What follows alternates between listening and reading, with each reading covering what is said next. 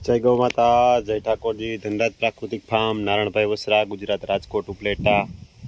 मित्रों, चलो आज हम ब्रीडिंग पे बात करने वाले हैं। और आप देख सकते हो, पहले मैं गौ माता को दिखाता हूँ। यहाँ पे शेड के पीछे यहाँ पे अभी पवन नहीं चल रही है, और यहाँ पे नीम के पेड़ लगाए हुए, और वहाँ पे काफ़ी बढ़िया छाँव भी है। लेकिन इतनी सख्त पवन आ रही है, उसके साथ गर्म पवन आ रही है, तो उसकी वजह से यहाँ पे गौ माता नीम के छांव के नीचे नहीं बैठी, और वहाँ जाके शेड के पीछे की साइड, वहाँ पे छांव, शेड का छांव है।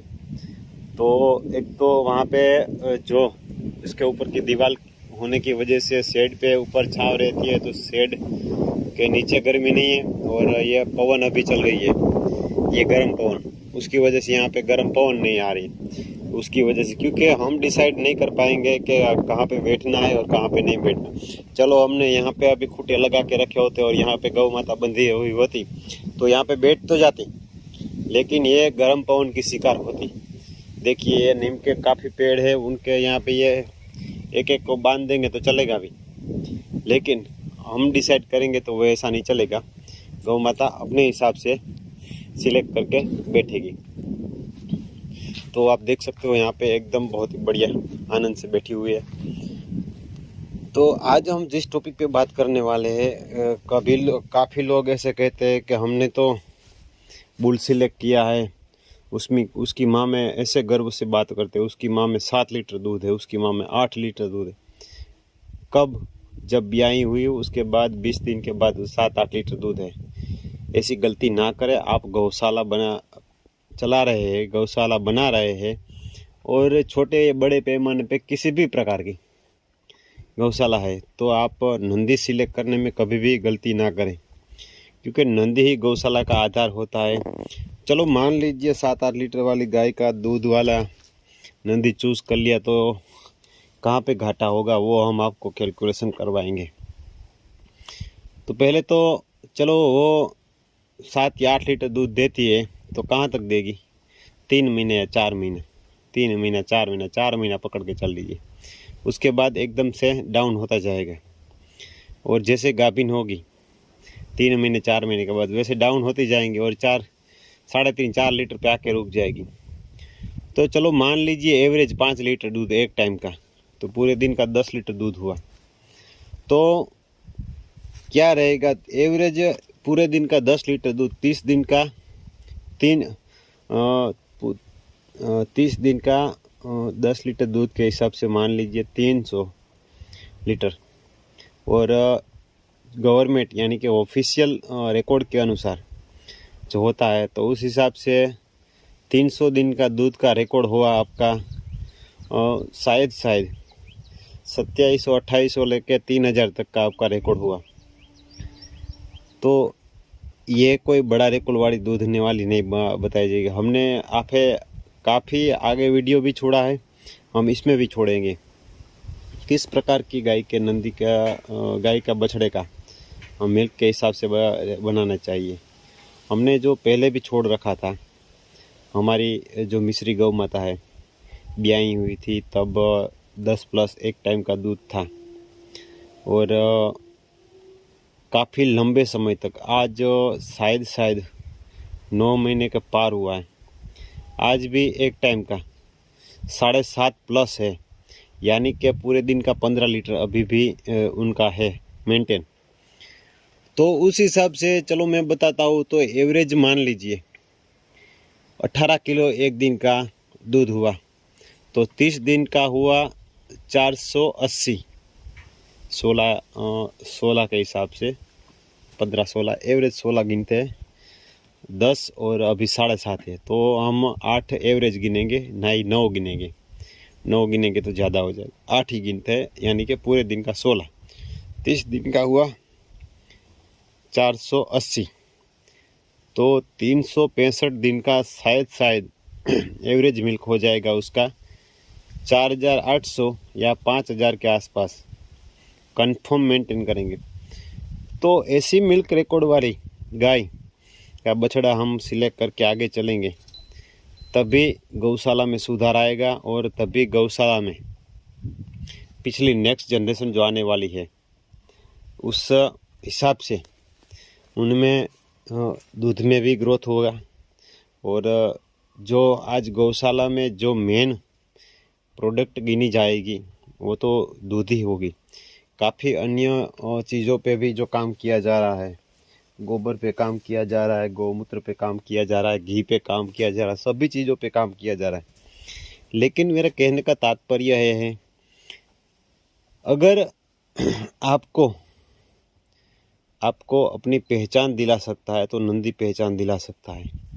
आपको अपनी पहचान दिला सकता है तो आपकी गौ माता दिला सकती है। क्योंकि नंदी है जो बछड़ा या बछड़ी देगा उसमें प्योरिटी, दूध सब कुछ देगा, तो उस हिसाब से आपको अपनी पहचान दिलाएगा। जो गौ माता जिस नंदी की पिछली नेक्स्ट जनरेशन आई, उनकी बछड़ियाँ आई और एक से एक मिल्क रिकॉर्ड में एक दूसरे की हरीफ होती जाएगी, तो उस हिसाब से आपको खुद की अपनी पहचान नहीं बनानी पड़ेगी। वो सारी गौ माता आपकी पहचान बना के छोड़ेगी कि मैं यहाँ पे खड़ी हूँ, आओ मेरे पास। तो उस हिसाब से ब्रीडिंग पे काफ़ी सारी बातें होती रहती है। ब्रीडिंग पे ये करना चाहिए, ये करना चाहिए, लेकिन इंसान वापस घूम फिर के कलर पे आके खड़ा हो जाता है। कलर पे ज़्यादा जाने की ज़रूरत नहीं है मेरे ख्याल से। ब्रीडिंग पे फोकस करके दूध पे ज़्यादा मायने रखना चाहिए, क्योंकि आज जो मेन प्रोडक्ट गिनी जा रही है वो दूध ही है। तो आज आपकी गाय में ब्यूटी के साथ मिल्क भी होगा, तो कलर चाहे कौन सा भी हो, आपको जिस कोने में भी हो, आज जो सोशल मीडिया के माध्यम से आपको ऐसी पहचान दिला के ऐसे लोग आप तक पहुँचेंगे जो कल्पना नहीं कर पाएंगे।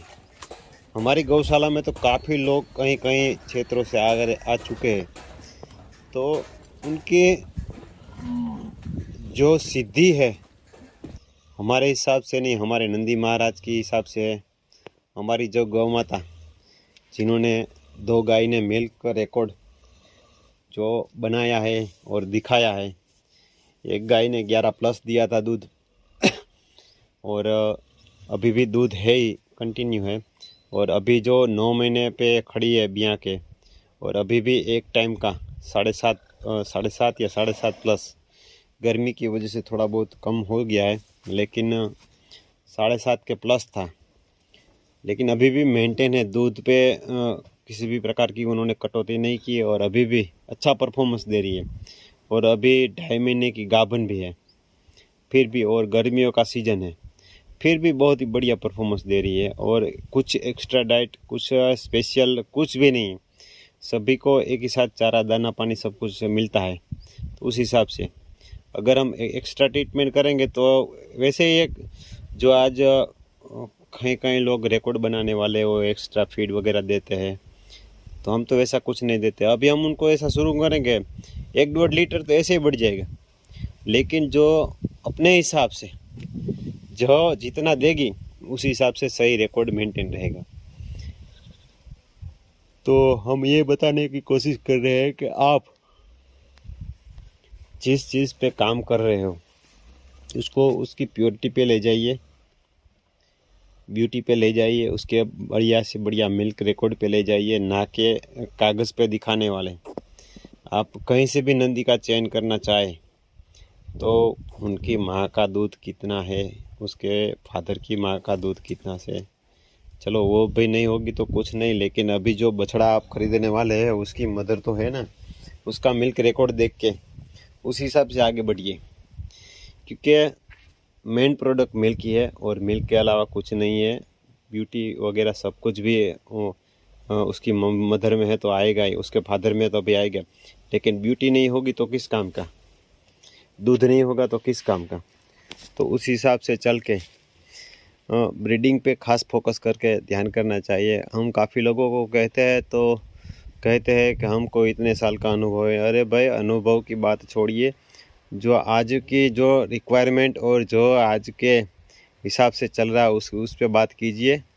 और जो आप ब्रीडिंग पे काम करना चाहते हैं तो बढ़िया से बढ़िया मिल्क रिकॉर्ड वाली गाय है उनके बछड़े पे फोकस करके चलिए। और काफ़ी लोग जो कहते हैं कि हम 7 लीटर वाली दूध वाला गाय का बछड़ा लेके आए, 8 लीटर वाली दूध का, चलो वो भी कोई बात नहीं, लेकिन कितना लॉन्ग टाइम दूध देती है मिल्क रिकॉर्ड आप उनका मेंटेन कीजिए, तब पता चलेगा कि आप जो बछड़ा लेके आएगा तो उसका तो मिल्क रिकॉर्ड 2400, 2500, 2600, 2800 तक ही पहुँचता है।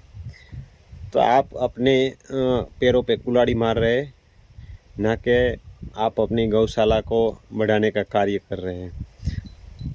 तो उस हिसाब से नंदी को चयन करने में कभी गलती ना करें और उस हिसाब से आगे बढ़िए। तो हमारा कहने का तात्पर्य सिर्फ और सिर्फ ये है। तो चलो हम नेक्स्ट वीडियो पे मिलेंगे और काफ़ी चर्चा नंदी के ऊपर ही है तो वही शुरू रखेंगे।